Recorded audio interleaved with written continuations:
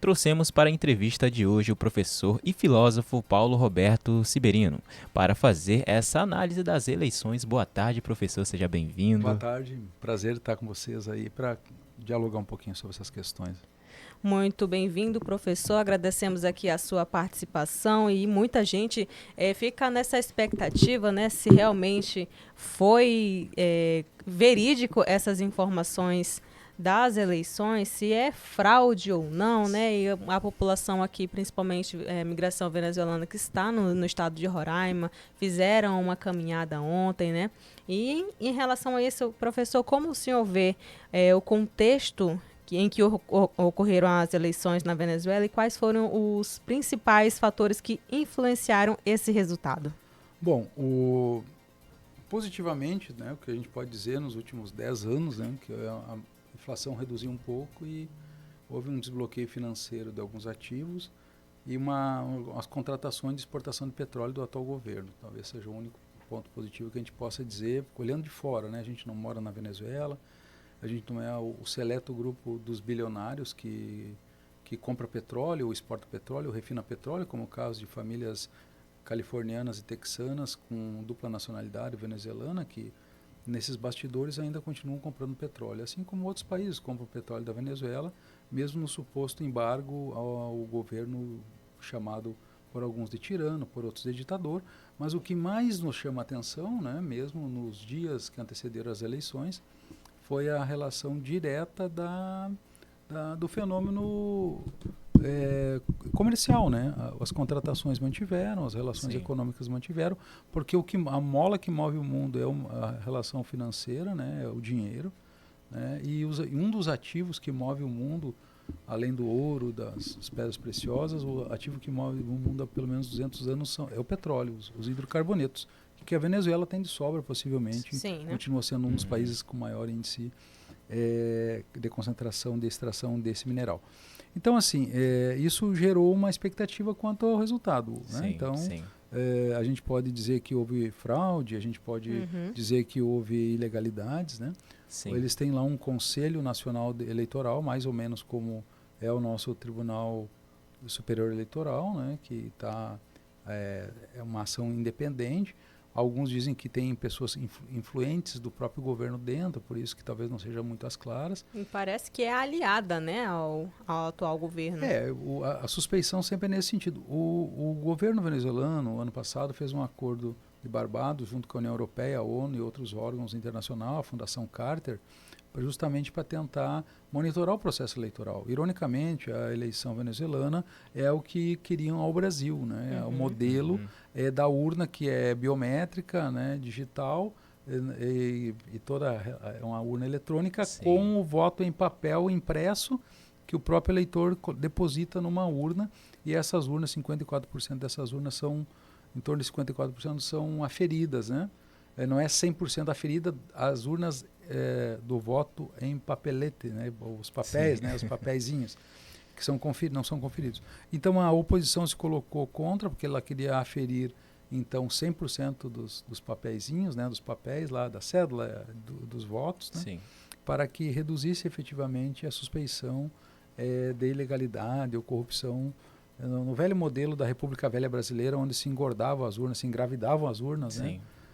Tem até um fato curioso no Rio Grande do Sul, das eleições do Borges Medeiros e Júlio de Castilho, né? Uma vez foram chegar um mandatário desse da República Velha lá no Rio Grande do Sul e para dizer que ele não tinha ganhado, mas como ele se antecipou e disse muito obrigado por mais uma eleição ganha, o pessoal tinha medo, porque era um período de guerra civil. Sim. Lá, na década dos 800, até meados da década de 20. Então eles acabaram aceitando. Então o Brasil já enfrentou esse negócio da suspeição de urnas, engravidar urnas, com o papel, bota mais papel, menos papel, a gente chama papel, mas são os votos, né, das pessoas.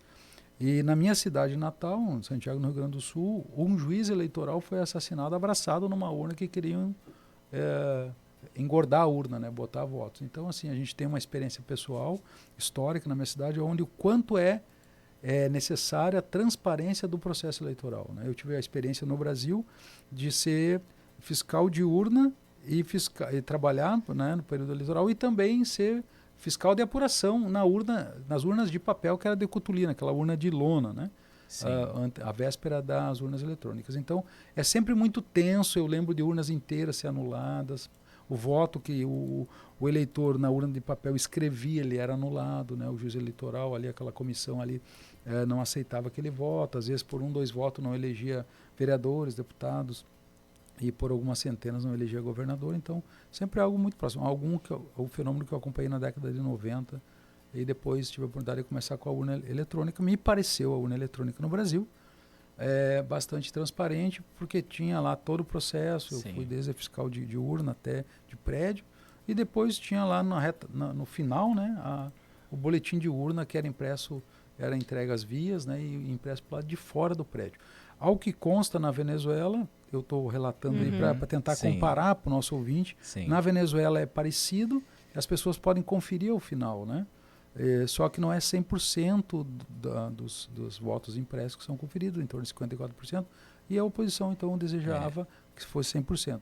E algumas urnas, por ser distante, atrasou e tal, então tem toda uma série de desconfiança, né, dado a circunstância do processo eleitoral. Então são bastidores que a gente não sabe por não estar morando lá. Se a gente fosse ser o ouvinte ou observador, né? Se nós tivéssemos um cargo daí lá, a gente até poderia ver irregularidades, mas a gente pensar que irregularidades que possam acontecer não pode comprometer todo um processo eleitoral em qualquer país do mundo, né? Sim. A gente sabe que esses processos eleitorais, a gente está com um problema no século XXI, principalmente agora na década do 10 e do 20 do século XXI, que é colocar em suspeição as eleições de países democráticos.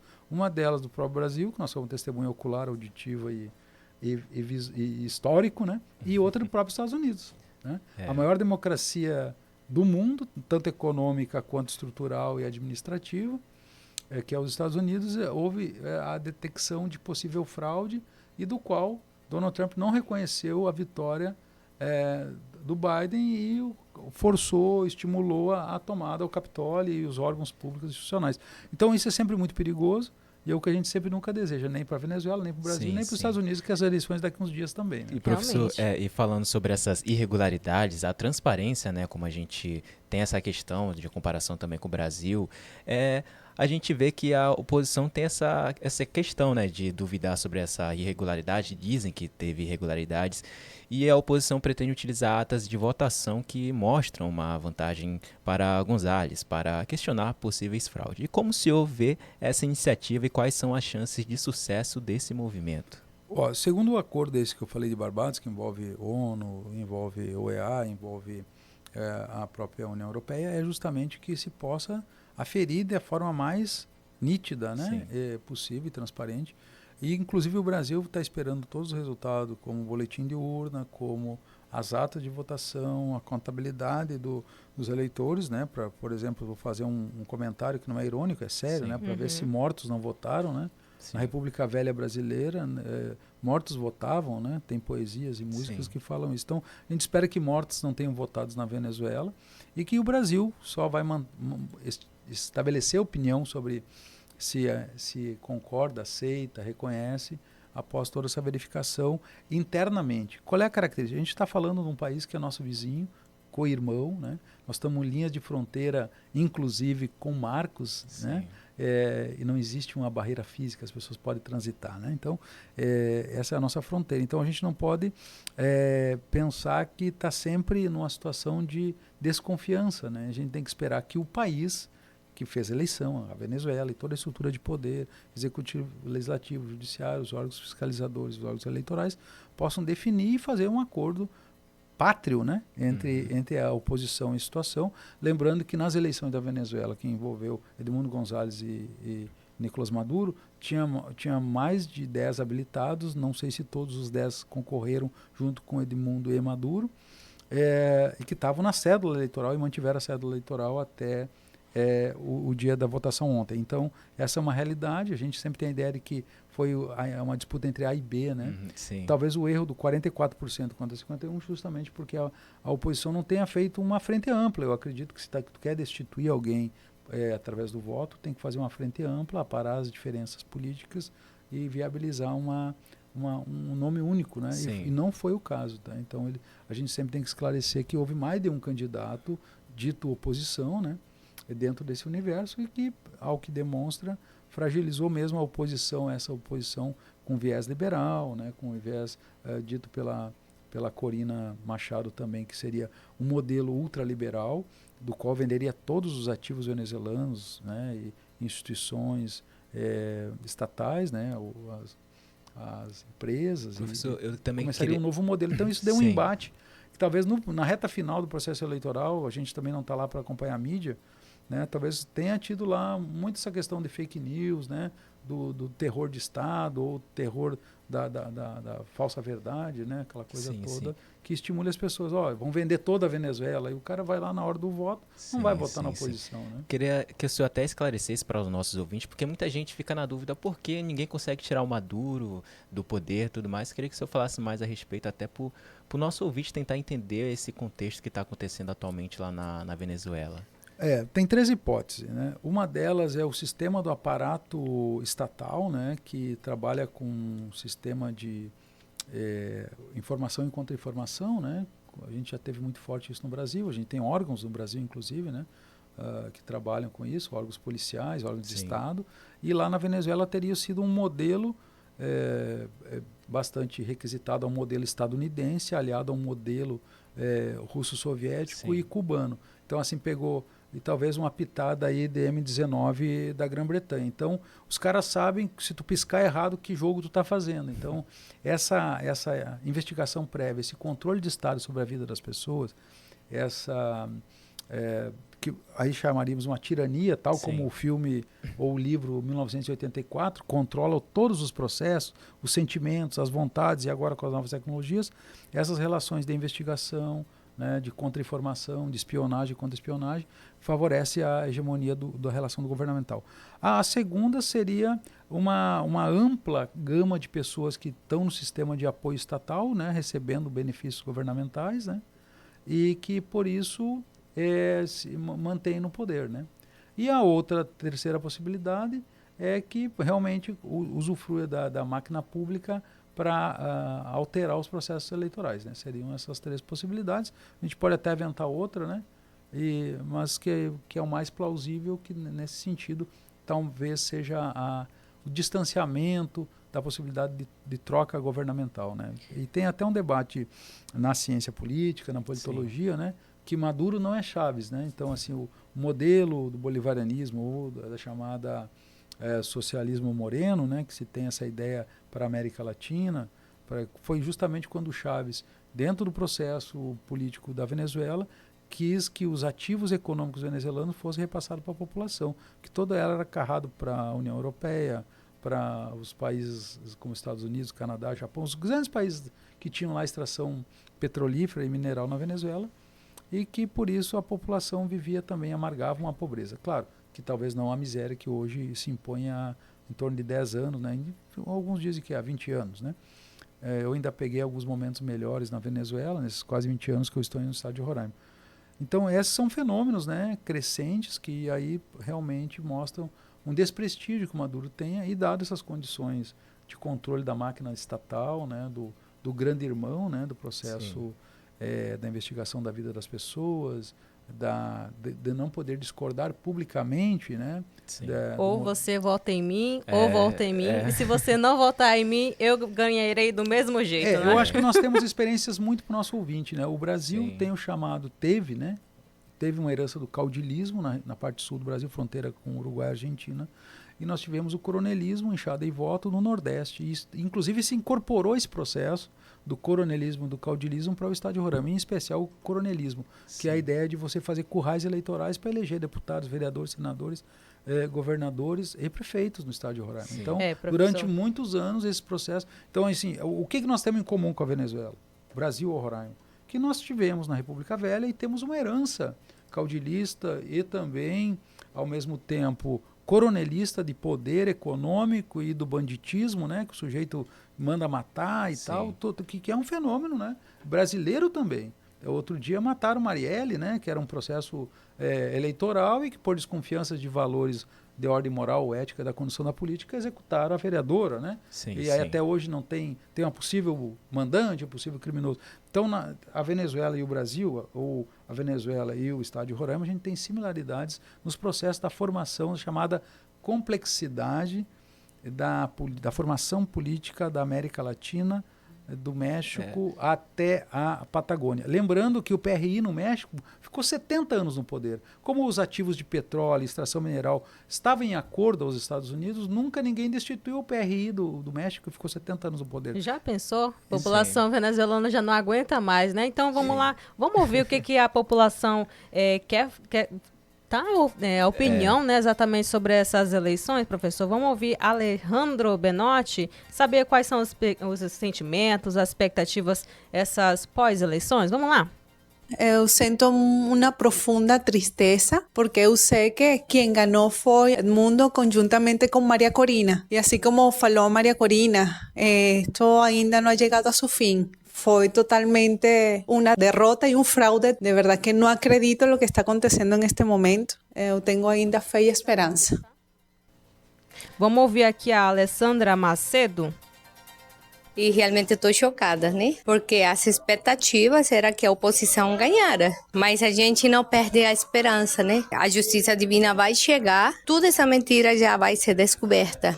Ontem, aqui em Boa Vista, teve uma movimentação incrível. Eu assisti e nunca pensei que ia ter tantos venezuelanos na rua. Infelizmente, aqui em Boa Vista não podemos votar. E essa é uma mostra do que o venezuelano de dizer, de que o que aconteceu ontem foi um fraude gigante, porque o que quer o povo venezuelano é a liberdade, não a ditadura. E agora vamos ouvir a opinião de Gladys Dias. Honestamente, eu penso que foi acordado entre o presidente com os membros do CNE, porque todo mundo sabia que ia ganhar o outro em mundo, mas não sei o que aconteceu. Eles colocaram tudo a favor deles. A população venezuelana acha que foi realmente fraude, né? Vamos ouvir aqui um pouquinho da opinião de Bernardo Slocha. Olha, quem ganhou para mim foi Edmundo Gonzalez. Só que você sabe que quem tá no comando é o carniça do Maduro. Então ele vai, com certeza, ele vai dar o golpe de Estado. Ele tem toda a máquina do governo na mão dele. Então, com certeza, ele não ia deixar isso barato. E agora vamos ouvir a opinião de Suzana Pereira. Eu acho que quem ganhou foi a oposição. Mas, infelizmente, o país é liderado por quem está no poder. O povo não tem voz, não tem vez e não tem voto. Por mais que você tenha visto que a oposição mostrou que realmente quem ganhou foi a outra parte contrária, infelizmente, quando chega o resultado, você vê a lástima que a ditadura vence mais uma vez. Aqui a gente acompanha a população venezuelana indignada, até brasileiros mesmo indignados com esse resultado das eleições. A gente segue acompanhando também os pós, né? Agora que depois que aconteceu essa eleição, quais são os próximos passos, né, da política venezuelana. E aí teve uma diferença de 704 mil votos entre os candidatos, né? A diferença de 51,2% para 44% é muito grande, hein, professor?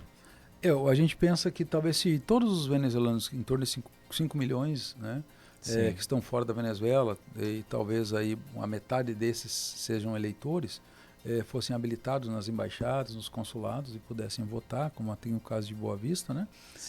Pudessem influenciar com maior peso o resultado eleitoral, né? Então, essa inabilitação mostra como o processo eleitoral do chamado sistema de suspeição, né, do modelo jurídico-político eleitoral, que coloca em descrédito, né? Quando você não habilita nacionais, né, pessoas que têm não é dupla nacionalidade, são nascidos lá, são natos, né, que pudessem ser habilitados, como é o caso do Brasil, né? Brasileiros no estrangeiro podem se habilitar a votar e ajudam a decidir os rumos do processo eleitoral para presidente do Brasil, né? A gente esperaria que também pudesse ocorrer também na Venezuela. Infelizmente, ao que consta, pelo menos até ontem ou hoje, né, que isso não ocorreu, né? Então, é mais uma dificuldade desses 5 milhões de pessoas que estão fora, talvez a metade sejam eleitores, por essa inferir vontades e interferir no processo do resultado que a oposição pudesse ganhar. Sim, e professor, e sobre neste assunto, aqui em Roraima mesmo tem sido um dos estados que mais recebeu